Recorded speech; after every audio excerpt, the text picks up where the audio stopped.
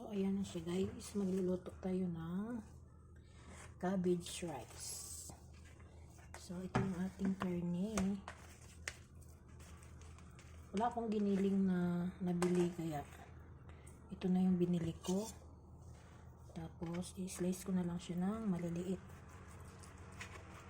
Dapat kanina ko pa ito slice no. Ano, matigas pa.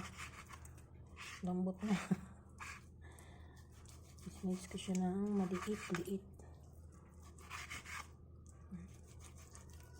Para na rin tong giniling.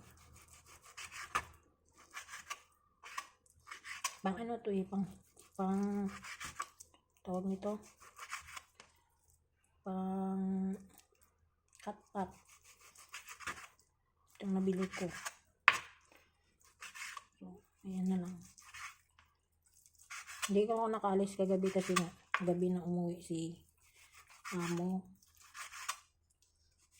Kaya, hindi ako nakapunta ng palengke. Nagluto pa ako kay Lola ng gulay. Kasi, pakainin ko si Lola ng gulay. Ako, lagi naman kami gulay. Hindi niya kasi alam na birthday ko kahapon. Kaya pinakain niya yung cake ko. Wala malang batik sa akin, no. Hindi niya alam na birthday ko. Wala silang pakialam dito, pati sa nanay niya. Wala silang pakialam pag nag-birthday yan. Ako na nga naghahanda ng birthday ni Lola eh. Hindi yan sila, wala sila sa ano. Wala sila, iba sila sa ibang amo ko. Pag nag-birthday naghahanda. Pero dito wala ko. Nakadalawang taon na ako dito sa kanila. Pero never akong i-treat nila yung nanay nila, dalhin sa labas, pakainin. Ako, wala. Buta pang ibang tao makapakain pa sa nanay nila. Tinadala namin yan sa labas, pinapakain. Tuwang-tuwa nga yan eh.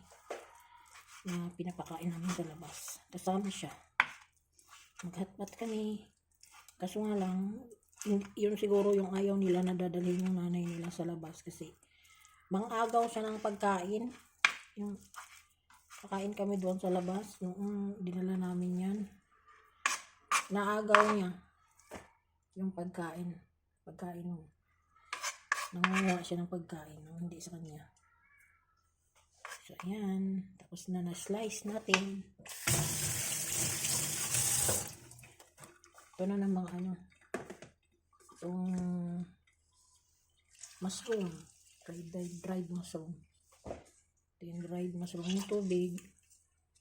Hindi natin anuhin yan. Wala akong hibi. Dapat may hibi pa to eh. So dinamihan ko na lang yung dried mushroom ko. Para mabango yung ating luto.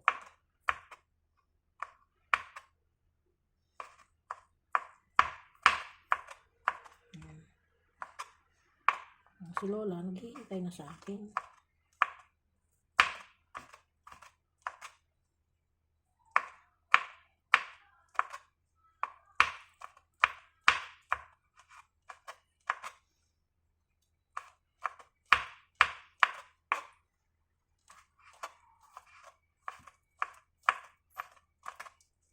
Sarap to pag pag mayroong hibi pa. Kasi ang bango. Ang bango niya. So, wala tayong heavy. Ito na lang. Wala. Hindi na ako nakabili kasi hindi na ako nakalabas. Ubos na kasi yung stock ko.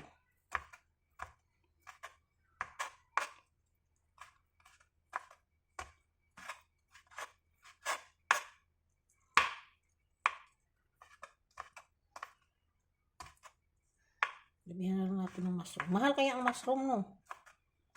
Ano to? Magkano po bili ko? $199.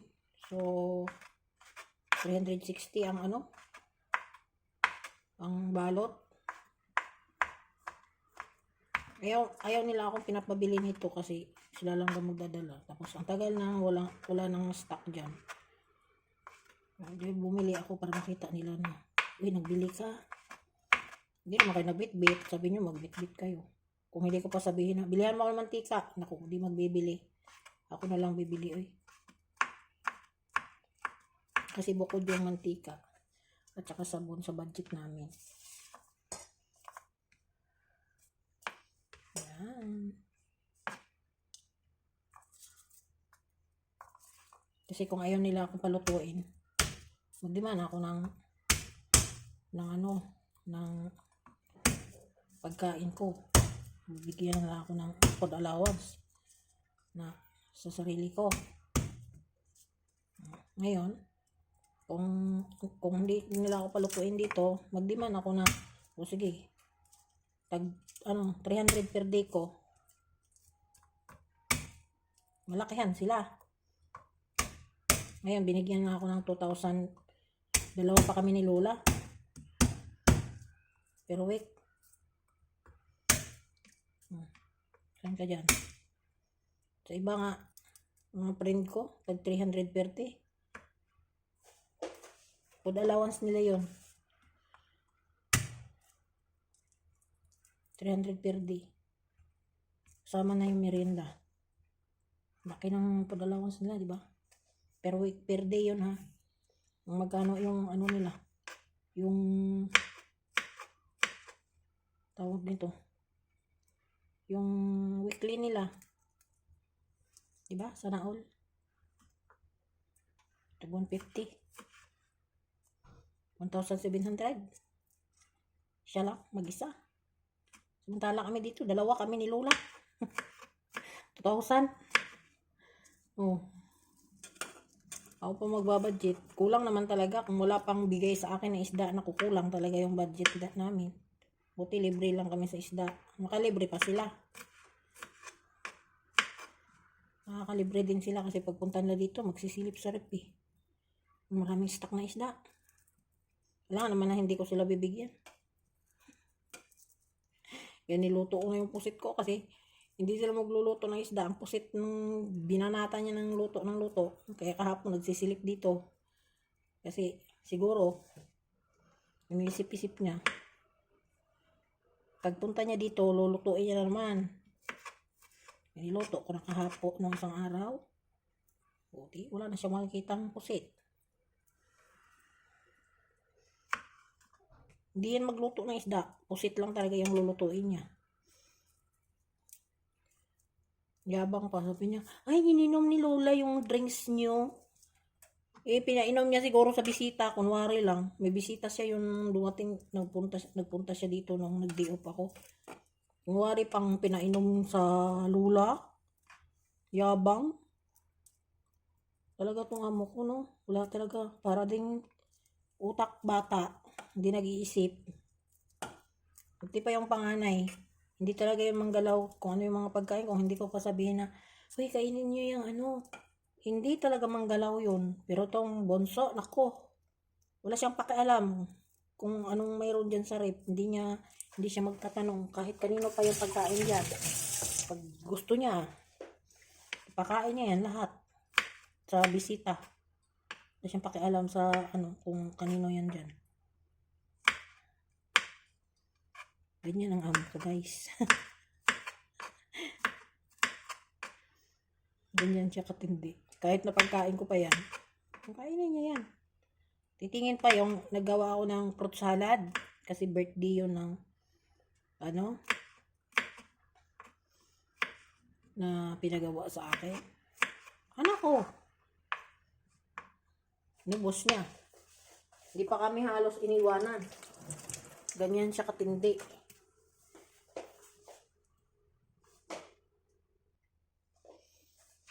So, ayan, lagyan na natin dito. Kasi, isama natin to sa gisa mamaya. Ito, lagay dito. Tapos, yung sibuyas. Kunti lang sibuyas ilalagay ko dito. Kasi, lagyan ko siya ng toppings mamaya ng sibuyas. Fried sibuyas. So, ito, slice natin ng ganyan.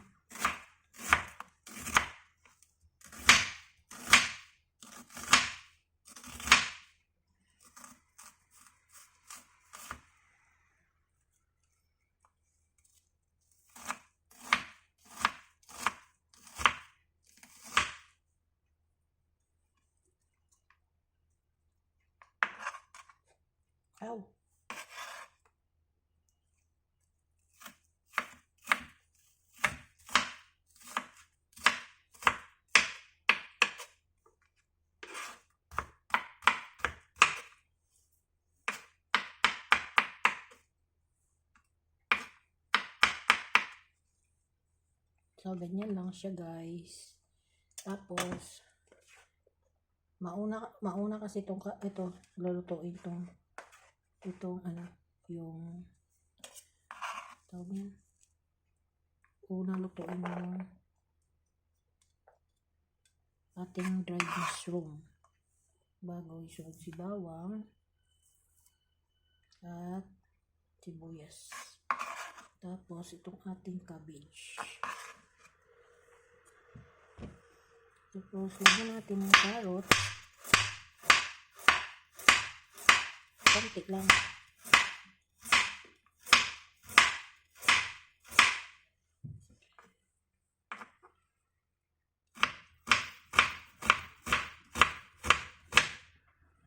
Konti lang lagay ko nito.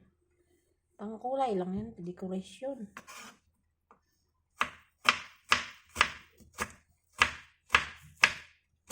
Kasi pangit din naman ng pag maraming carrots tapos malata, no?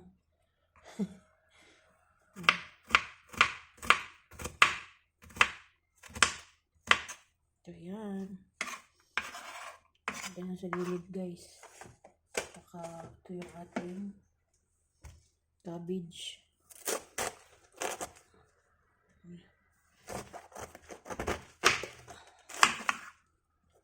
Ganda ng cabbage ko. Pwede siya i-coleslaw. Kasi matubig ba? Matubig.